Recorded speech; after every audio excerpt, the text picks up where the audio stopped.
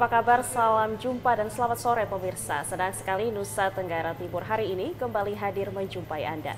Ya pemirsa, sejumlah informasi menarik dan teraktual dari berbagai daerah di Nusa Tenggara Timur telah kami siapkan untuk Anda. Mengawali perjumpaan kita berikut cuplikan berita utama. Jelang perayaan Natal dan Tahun Baru, harga sembako di Kabupaten Ngada mulai merangkak naik. Sejak Senin 18 Desember 2023, maskapai penerbangan Lion Air menambah frekuensi ke rute Kupang Larantuka. Ketua Askap PSSI Lembata terpilih akan perbanyak kompetisi sepak bola.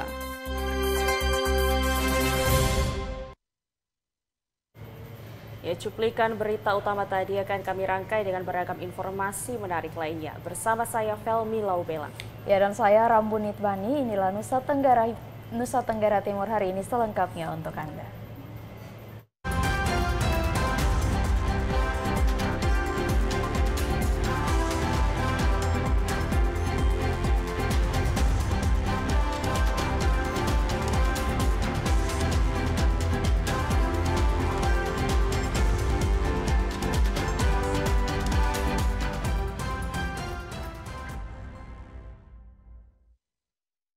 Informasi pertama dari Kabupaten Ngada.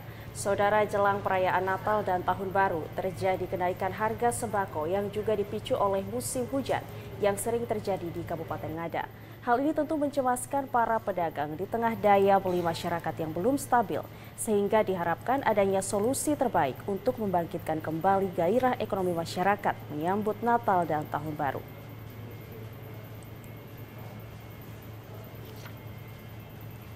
Dampak musim hujan dan jelang perayaan Natal serta Tahun Baru mengakibatkan beberapa jenis sembako seperti bawang putih dan cabai mengalami kenaikan harga, sehingga pedagang mengalami kesulitan untuk mendapatkan kembali modal awal. Pantauan di pasar harian Boubou yang merupakan satu-satunya pasar di Kota Bajawa terlihat sepi pembeli. Pedagang hanya bisa pasrah dengan situasi yang ada karena belum banyaknya pembeli yang datang berbelanja untuk memenuhi kebutuhan rumah tangga dalam menyambut perayaan Natal dan Tahun Baru. Salah seorang pedagang sembako pasar Boubou, Imelda Milo, menjelaskan kenaikan harga sembako akibat musim hujan yang berkepanjangan sehingga hasil produksi pertanian mengalami penurunan.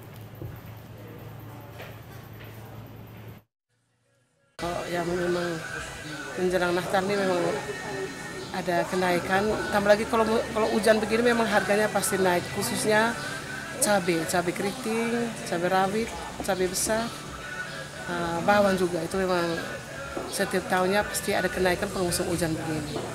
Harga cabai rawit biasanya standarnya 50, tapi sekarang ada kenaikan bisa sampai 80. Cabai rawit juga begitu, bawang putih juga begitu, bawang merah. Tomat biasanya standarnya 15, sekarang ada kenaikan ada 20.000, naiknya 5.000 per kilo. Kalau cabai rawit? Cabai rawitnya normalnya itu 50, sekarang sudah dengan 75, 80. Cabai keriting? Cabai keriting normalnya 50, sekarang 70, 80. Ini kenaikan sudah sejak kapan ini? Kenaikan sudah mau satu bulan ini. Kenaikan harga sembako sangat berdampak terhadap daya beli masyarakat di tengah ekonomi yang juga belum membaik seperti saat sebelum terjadinya pandemi COVID-19. Para pedagang berharap pemerintah segera melakukan kebijakan kreatif untuk menghidupkan kembali perekonomian masyarakat. Dari Kabupaten Ngada, Lexi Nunu, TVRI NTT. Ya, pemirsa, menjelang Hari Raya Natal 25 Desember 2023 dan Tahun Baru 2024, Bupati ND dan dinas terkait melakukan inspeksi di Pasar Rembo Gawani serta sejumlah pertokoan. Inspeksi mendadak ke pasar tradisional ini untuk memastikan ketersediaan sembako dengan harga terjangkau jelang Natal dan Tahun Baru.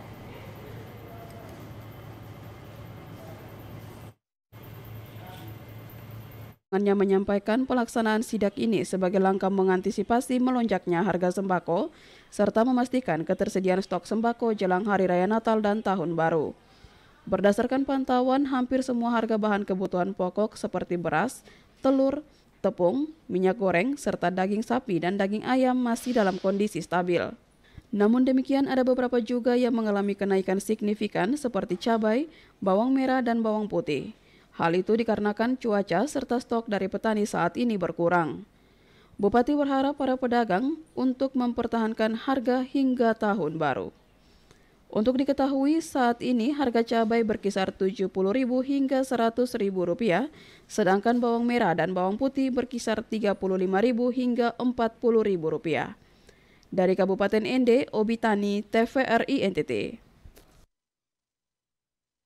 Dalam rangka menyambut Hari Ulang Tahun Provinsi Nusa Tenggara Timur dan Kabupaten Flores Timur, tanggal 20 Desember 2023 yang ke-65 tahun, Pemda Kabupaten Flores Timur menggelar pasar murah untuk warga Kota Larantuka dan sekitarnya. Pasar murah ini juga sekaligus sebagai upaya pengendalian inflasi daerah di tengah kenaikan harga sembako jelang Natal dan Tahun Baru 2024.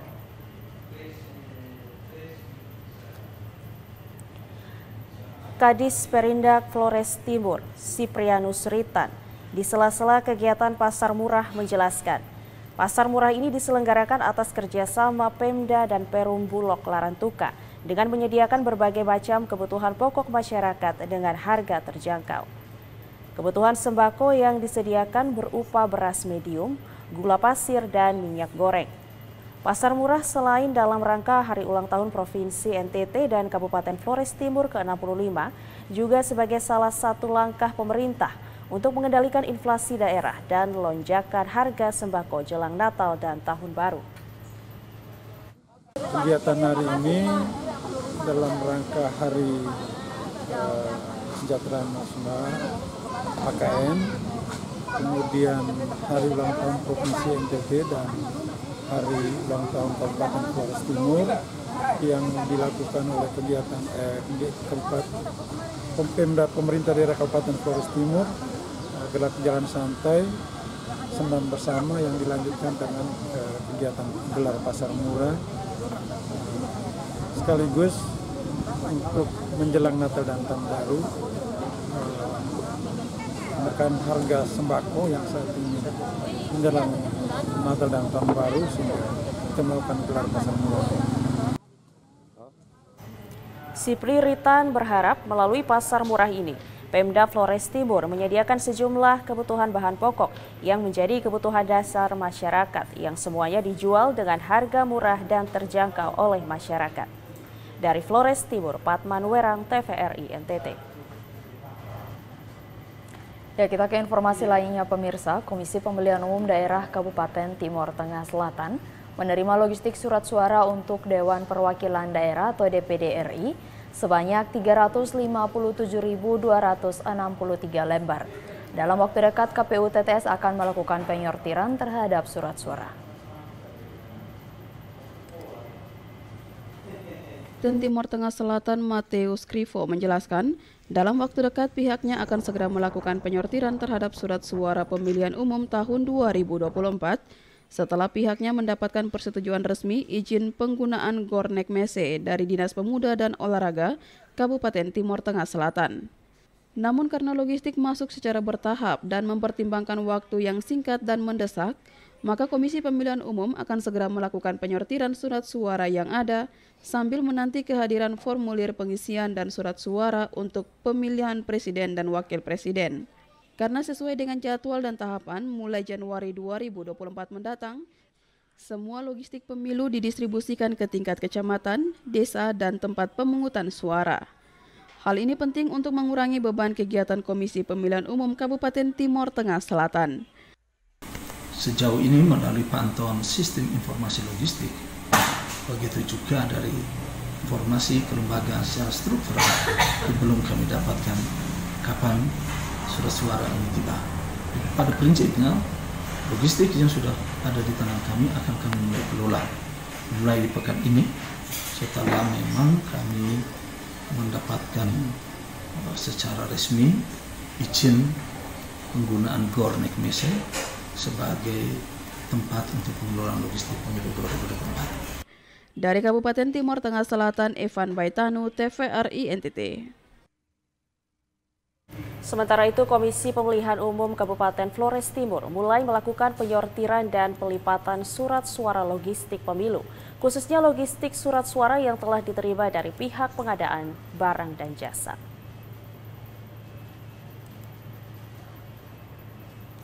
Ketua KPU Flores Timur, Cornelis Abon, menjelaskan penyortiran surat suara dilakukan di gudang logistik dan masih sebatas simulasi internal KPU dan disaksikan oleh pihak Bawaslu setempat. Sementara untuk kegiatan penyortirannya akan diberikan kepada pihak ketiga sesuai jadwal yang telah ditetapkan. Jumlah surat suara yang dihitung dan disortir sesuai berita acara serah terima sebanyak 647.314 surat suara yang sudah masuk di gudang logistik KPU Flores Timur. Per tanggal 16 Desember 2023 kemarin, KPU Flores Timur sudah menerima logistik berupa surat suara dari penyedia, yaitu surat suara untuk pemilihan DPR RI, DPR Provinsi, dan DPRD Kabupaten.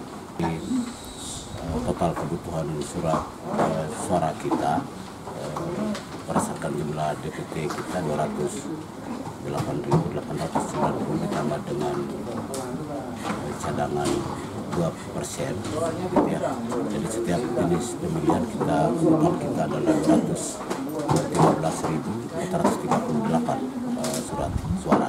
Ini berdasarkan berita acara serah terima barat kemarin, total yang kemudian kami terima setidaknya ada 647.314 lembar surat suara.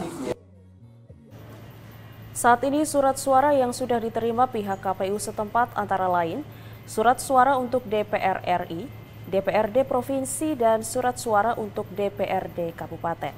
Sementara surat suara DPD RI dan surat suara Presiden dan Wakil Presiden masih dalam proses pengiriman. Pihak KPU Flores Timur untuk sementara melakukan penghitungan dan penyortiran atas surat suara yang sudah masuk di gudang logistik. Dari Flores Timur, Patman Werang, TVRI NTT. Ya, pemirsa, sementara itu Komisi Pemilihan Umum Kabupaten Timur Tengah Selatan menggelar bimbingan teknis atau BIMTEK bagi anggota PPS dan PPK selama 3 hari. BIMTEK bagi anggota Panitia Pemungutan Suara Kecamatan atau PPK dan anggota Panitia Pemungutan Suara PPS bertujuan agar anggota PPK dan PPS memiliki pemahaman yang sama tentang teknis yang dilaksanakan pada tempat pemungutan suara.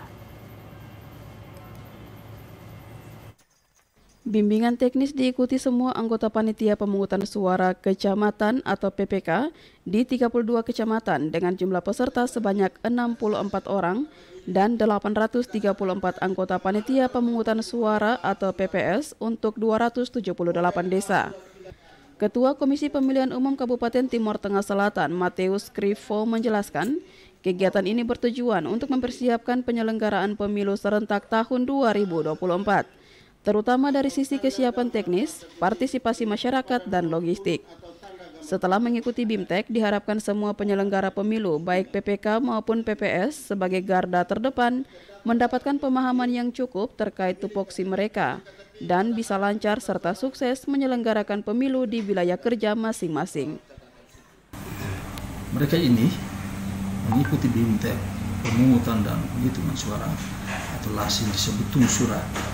Itu akan mendapatkan materi tentang tungsura dan juga penggunaan Sirekap, sistem informasi rekapitulasi. Jadi mereka diberi bimbingan teknis sepanjang setiap gelombang 1 hari untuk mendapat gambaran yang utuh, sekaligus juga keterampilan pengetahuan mereka, sehingga nanti ketika pelaksanaan pemilu 2024 teristimewa bertanggal 14 dan 15, fungsi mereka sebagai pengendali utama kelompok penyelenggara pemungutan suara TPS di setiap TPS itu bisa berlangsung dengan baik.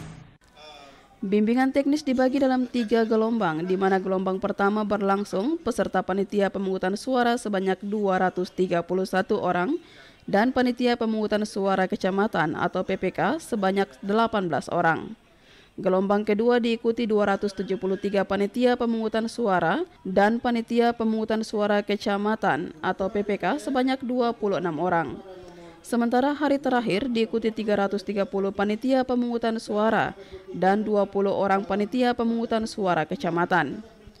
Panitia pemungutan suara dan panitia pemungutan suara kecamatan merupakan ujung tombak dan pengendali utama kelompok penyelenggara pemungutan suara pada pelaksanaan pemilihan umum tahun 2024 agar dapat berjalan dengan baik dan benar. Dari Kabupaten Timur Tengah Selatan, Evan Baitanu, TVRI NTT. Saudara, informasi dari Kabupaten Lembata akan hadir untuk Anda sesaat lagi. Tetaplah bersama kami.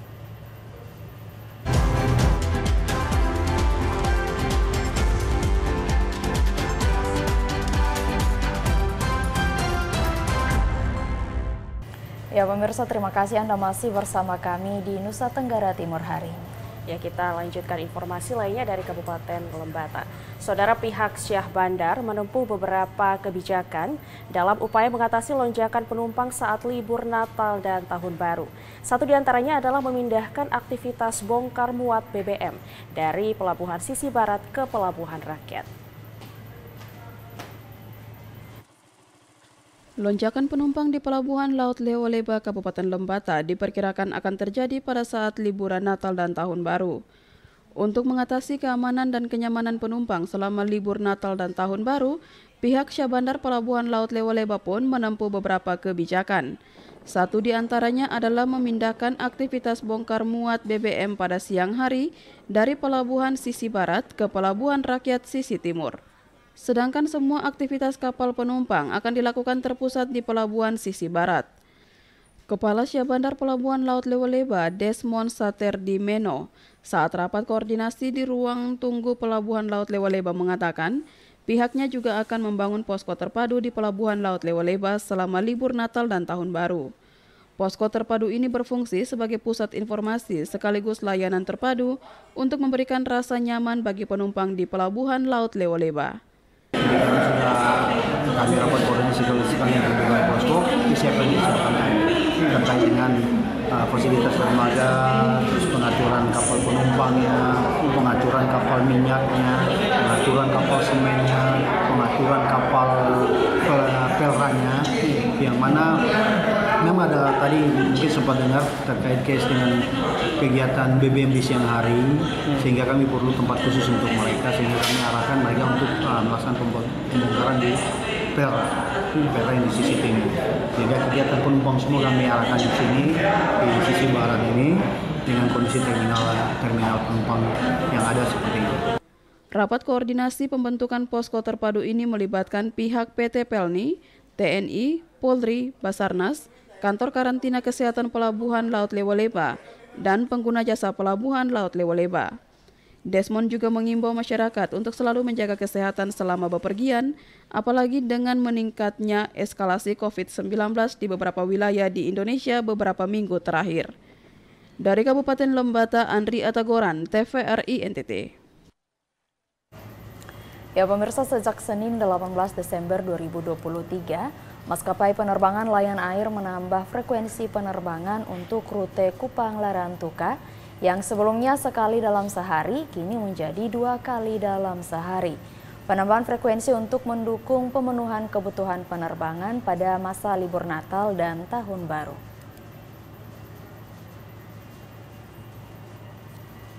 Berdasarkan informasi yang dihimpun di Bandara Gewayang Tanah Larantuka, peningkatan frekuensi penerbangan rute Kupang Larantuka ini sebagai persiapan mendukung layanan transportasi udara jelang liburan Natal 2023 dan Tahun Baru 2024. Sebelum penambahan frekuensi, maskapai penerbangan Lion Air melayani per hari hanya 1 kali dalam sehari untuk rute Kupang Larantuka. Namun sejak 18 Desember 2023, frekuensi penerbangan ditambah menjadi 2 kali sehari, yakni pukul 8 dan pukul 11 waktu Indonesia Tengah menggunakan pesawat jenis ATR 72500 dengan kapasitas 72 kursi kelas ekonomi, sehingga untuk sekali terbang dengan kuota penumpang 52 orang.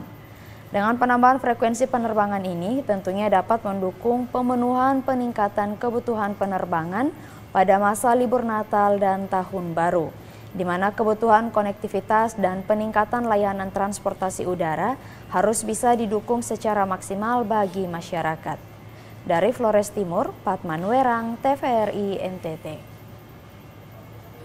Kita beralih ke informasi lainnya, Saudara, Kantor Cabang Kejaksaan Negeri Manggarai di Riau belum juga menetapkan tersangka dugaan korupsi dana desa selama 3 tahun di Desa Golowontong, Kecamatan Lambaleda Utara. Padahal tim Pitsus Kacap Jari Riau juga telah melakukan penggeledahan di kantor Camat Lambaleda dan menyita sejumlah dokumen.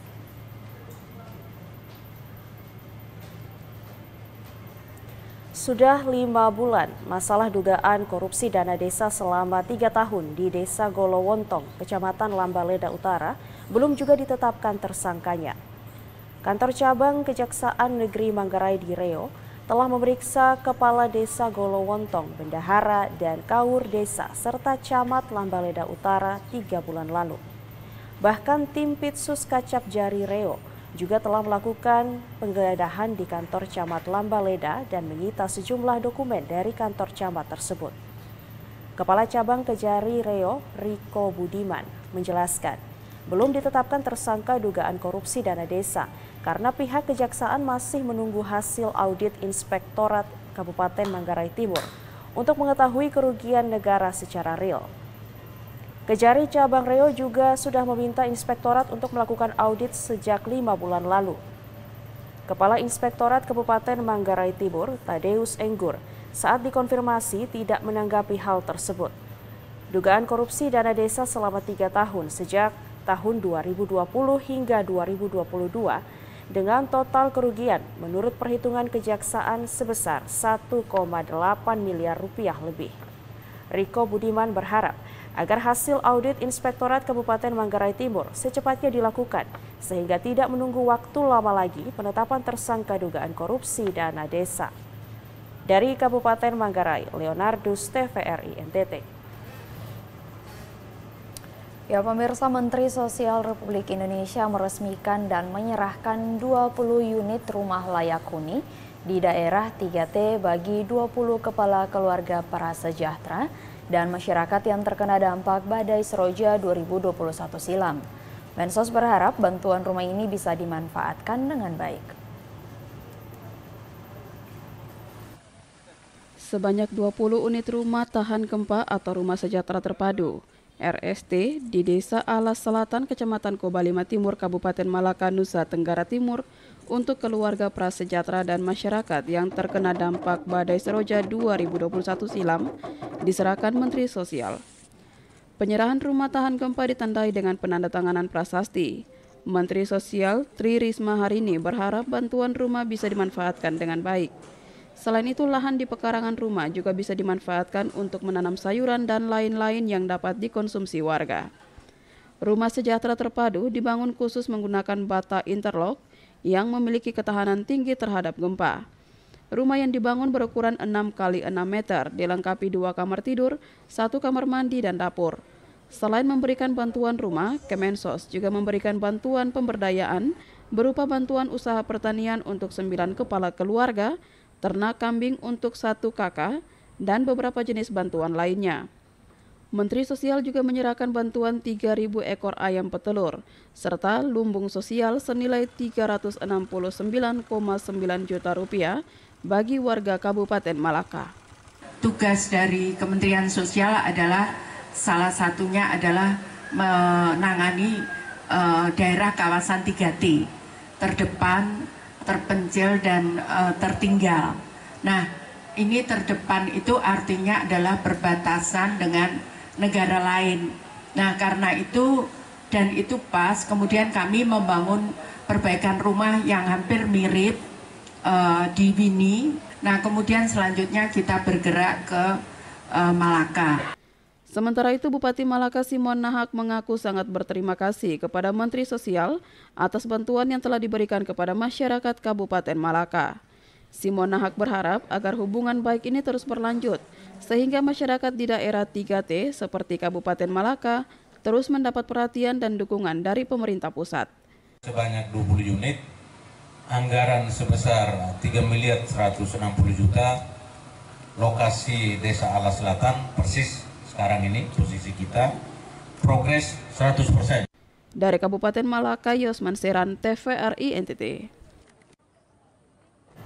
Sosial Tri Risma hari ini menyerahkan bantuan sarana air bersih berupa 8 unit sumur bor kepada masyarakat Desa Bakiruk, Kecamatan Malaka Tengah, Kabupaten Malaka.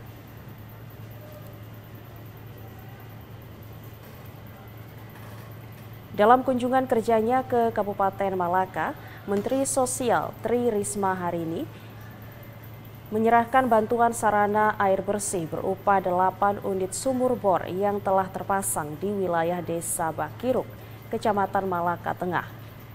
Selain bantuan sumur bor, Kementerian Sosial juga menyerahkan 18 unit mesin penyulingan air siap konsumsi bagi 2 sekolah, 1 rumah sakit dan 15 rumah ibadah di Kabupaten Malaka.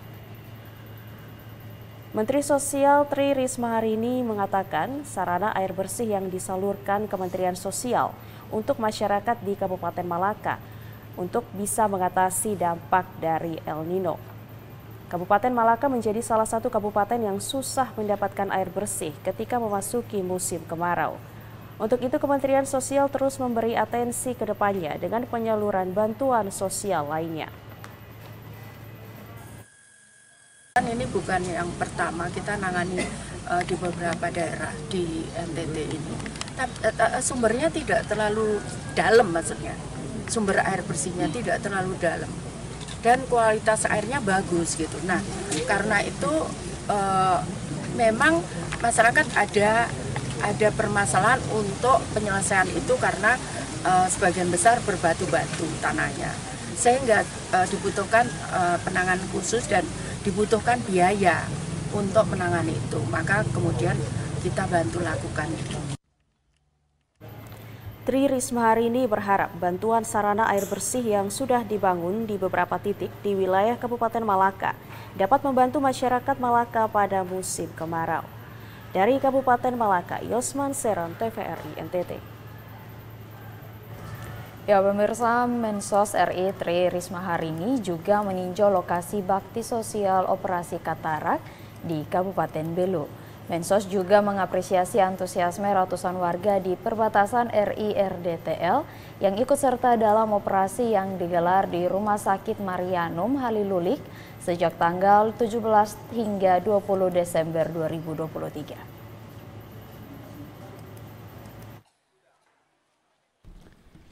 Seperti inilah suasana saat ratusan warga berdatangan ke Rumah Sakit Marianum Halilulik untuk mengikuti operasi katarak gratis.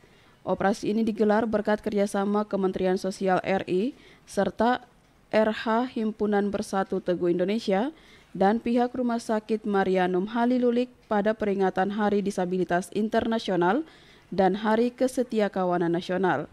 Di hari kedua pelaksanaan operasi ini pun turut dipantau oleh Menteri Sosial Republik Indonesia Tri Risma hari ini, didampingi Bupati Belu serta Forkopimda Kabupaten Belu. Saat tiba di Rumah Sakit Marianum, Menteri Risma disambut pihak rumah sakit dan langsung meninjau pelaksanaan operasi katarak.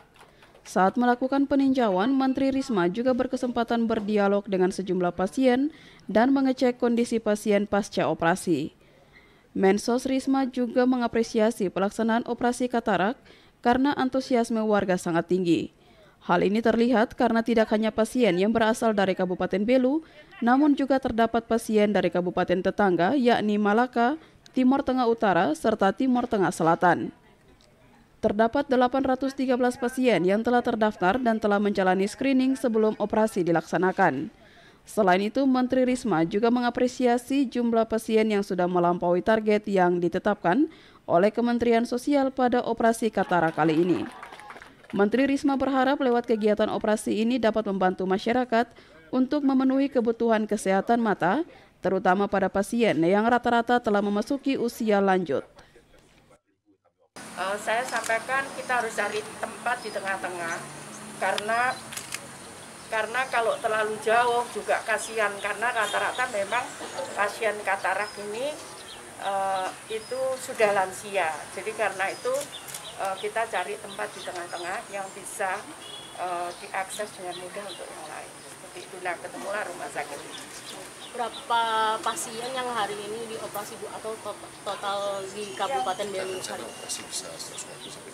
Iya, kalau nggak salah yang daftar itu 400-an ya. 800. Antusiasnya besar ya Bu ya? Iya, saya bersyukur masyarakat di NTT ini sangat kadang ada yang takut, bahkan saya di beberapa daerah diusukan nanti akan menjadi buta dan sebagainya. Tapi di sini lumayan antusiasmenya. Jadi karena itu yang daftar banyak, direncanakan 150 sampai 200 hari ini. 200 hari ini. Bakti Sosial Operasi Katarak ini merupakan kerjasama Kementerian Sosial Republik Indonesia dengan beberapa pihak, sehingga bisa terlaksana dengan baik di Kabupaten Belu. Lewat operasi ini, diharapkan pasien yang sudah menjalani operasi bisa kembali beraktivitas dengan penglihatan yang normal.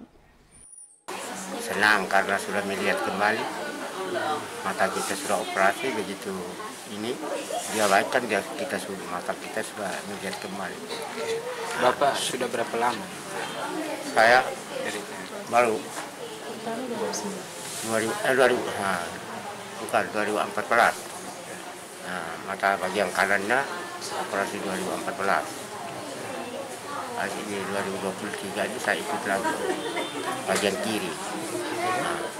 Salah satu pasien yang sudah mengalami katarak sejak 2014 sangat bersyukur karena bisa menjalani operasi kali ini dengan gratis. Masyarakat berterima kasih kepada seluruh pihak yang sudah membantu lewat kegiatan sosial seperti ini, sehingga pelayanan kesehatan yang selama ini belum bisa dinikmati masyarakat bisa terpenuhi. Dari Kabupaten Belu, Andri Witak, TVRI NTT. Kota Kupang, saudara, sejumlah organisasi disabilitas di Provinsi Nusa Tenggara Timur, khususnya Kota Kupang, mengadakan sosialisasi terkait pengucapan kata-kata yang saat ini tidak boleh digunakan lagi oleh kaum disabilitas.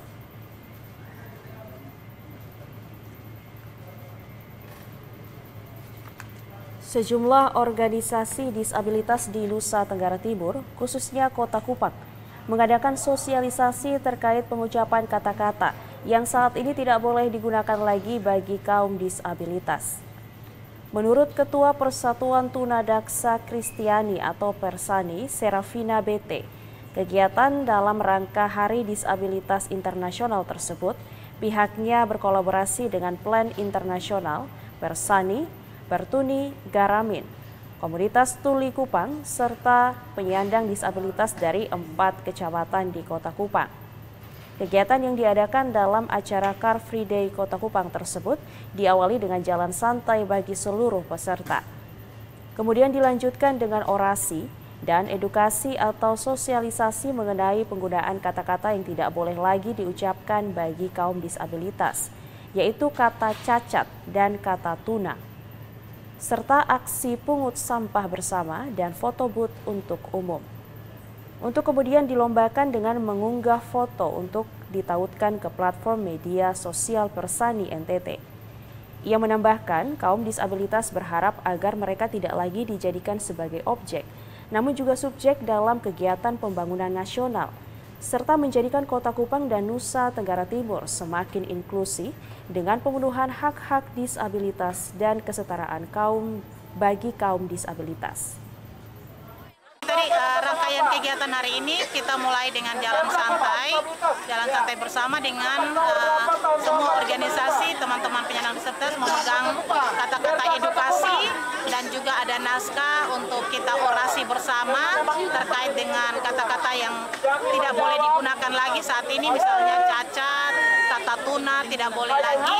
Dan kegiatan yang kedua adalah kami melakukan kuis bersama dan juga nanti ada aksi pungut sampah bersama. Harapan kami sebagai penyandang disabilitas ke depan ini pemerintah maupun masyarakat tidak lagi menganggap penyandang disabilitas sebagai objek dalam pembangunan, tetapi menganggap kami sebagai subjek dalam pembangunan untuk kita sama-sama berkolaborasi mewujudkan pembangunan yang lebih inklusif sesuai dengan SDGs tahun 2030. Agung Pras, Kristo Dapo, TVRI NTT.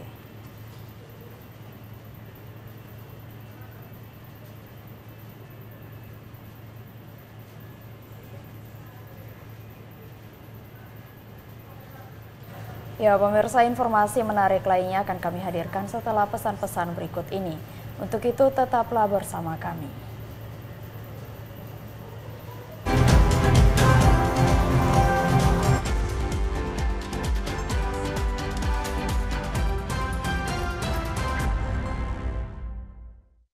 Terima kasih saudara, Anda masih bersama kami. Ya, kita ke informasi selanjutnya, pemirsa. Ketua Askap PSSI Lembata terpilih, Agustinus Demaking, menyatakan siap menambah jumlah kompetisi sepak bola di Kabupaten Lembata. Peningkatan kompetisi baik dari segi kuantitas dan kualitas. Menurutnya dapat mendorong peningkatan prestasi sepak bola di Kabupaten Lembata. Kongres biasa Askap PSSI Lembata sukses digelar di Aula Hotel Lembata Indah, Kamis 14 Desember 2023. Agustinus Demaking merupakan ketua Askap terpilih periode 2023-2027. Agustinus terpilih melalui mekanisme pemilihan yang diikuti 50 klub lokal dan 1 sekolah sepak bola di Lembata yang memiliki hak suara. Pria yang akrab disapa Gucek Making ini langsung menetapkan beberapa target prioritas sebagai upaya meningkatkan prestasi sepak bola Kabupaten Lembata. 2 diantaranya adalah memperbanyak dan meningkatkan kualitas kompetisi lokal sepak bola di Kabupaten Lembata. Peningkatan kualitas kompetisi memiliki daya dorong yang kuat bagi pesepak bola Lembata menuju ke arah yang lebih baik. Kompetisi-kompetisi lokal ini akan mengorbitkan talenta-talenta muda sepak bola yang bisa membela Persebaya Lembata di ajang kompetisi yang lebih tinggi. Jantungnya sepak bola itu ada di teman-teman klub. Jantungnya sepak bola Lembata ini ada di teman-teman klub. Ada di kompetisi. Ada di kompetisi. Kompetisi yang baik, kompetisi yang sehat, maka akan menghasilkan prestasi untuk tim kebanggaan kita Persebaya. Maka dari itu kita hidupkan terus kompetisi yang sudah ada. Bila perlu kita tambah lagi. Kompetisi berjenjang yang sudah ada. Tingkat usia sudah banyak. Yang sudah ada itu tetap menjadi prioritas utama, akan kita tetapkan menjadi agenda tetap Askap. Yang belum ada kita tambah. Tidak hanya itu, Gucek juga mulai membenahi organisasi sepak bola tingkat Kabupaten Lembata menjadi lebih baik. 1 diantaranya adalah mengadakan kongres biasa untuk membahas program kerja dan menetapkan status Askap sesuai kebutuhan daerah. Pengurus Askap PSSI Lembata terbuka kepada semua klub dan 3 kompetitornya saat pemilihan untuk bergandengan tangan memberikan buah pikiran demi meningkatkan prestasi sepak bola Persebaya Lembata. Dari Kabupaten Lembata, Andri Atagoran, TVRI NTT. Saudara, Universitas Nusa Cendana Kupang kembali mewisuda sebanyak 1.413 wisudawan pada periode keempat tahun 2023. Upacara pengukuhan 1.413 wisudawan tahun 2023 dilaksanakan di Gedung Graha Cendana Auditorium, dibagi dalam 2 sesi, yakni sesi pertama pada pagi hari sebanyak 707 wisudawan dan sesi kedua yakni siang hari sebanyak 706 wisudawan.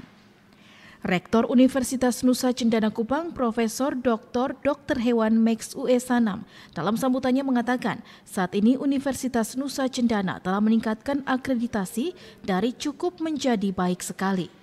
Untuk target ke depan diharapkan mendapatkan akreditasi unggul, reakreditasi dan akreditasi prodi menjadi penting dalam mendukung akreditasi institusi dan oleh karena itu mendapatkan predikat baik sekali. 1.413 wisudawan ini terdiri dari 569 orang laki-laki dan 844 orang perempuan. Sejak berdiri hingga saat ini, Universitas Nusa Cendana Kupang telah meluluskan 88.650 orang alumni. dengan fakultas penyumbang alumni terbanyak yaitu FKIP dengan jumlah 42.400 orang, FISIP 11.780 orang, Fakultas Hukum 6.736 orang, Fakultas Sains dan Teknik sebanyak 6.107 orang, serta fakultas lainnya. Universitas Nusa Cendana juga menambah 5 program studi baru untuk S2, yakni Manajemen, Komunikasi, Teknik Sipil, Sains Veteriner, dan Pembangunan. Selain itu, Undana juga mendapatkan izin untuk program studi lingkungan. Ya, harapan kita mereka bisa meng-create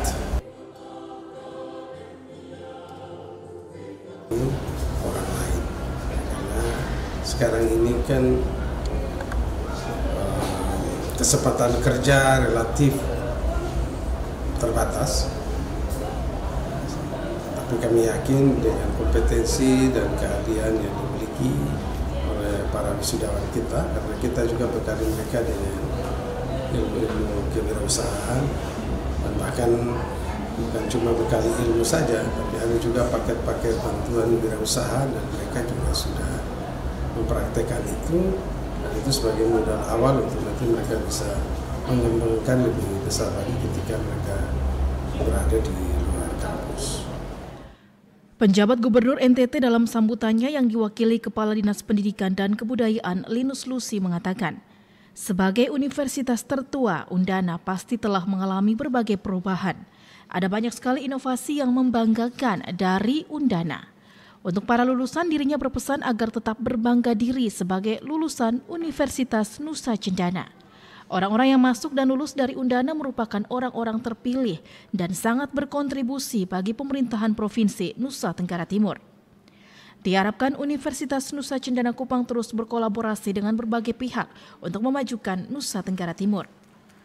Mewakili perasaan seluruh angkatan wisuda periode keempat, salah satu wisudawan terbaik, Tessa Lolita Mita, dengan IPK 3,92, menyampaikan rasa syukurnya kepada Tuhan dan kepada para pendidik yang telah memberikan ilmu, arahan, dan pembelajaran hidup, sehingga mahasiswa memiliki bekal untuk pilihan jenjang karir atau pendidikan selanjutnya.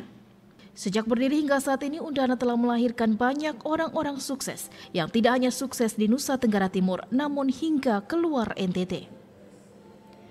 Fenido Lorenzo Naisoko, TVRI NTT.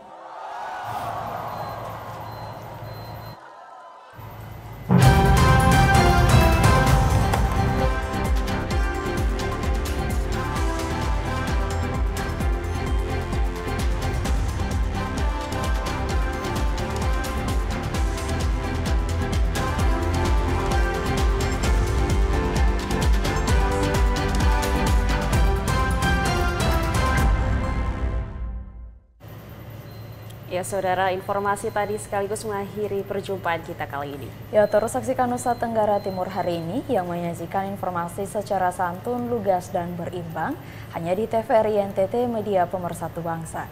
Akhir kata saya Rambu Nitbani dan saya Felmi Laubela mewakili seluruh kerabat kerja yang bertugas mengucapkan terima kasih atas perhatian dan kebersamaan Anda. Selamat melanjutkan aktivitas Anda dan sampai jumpa.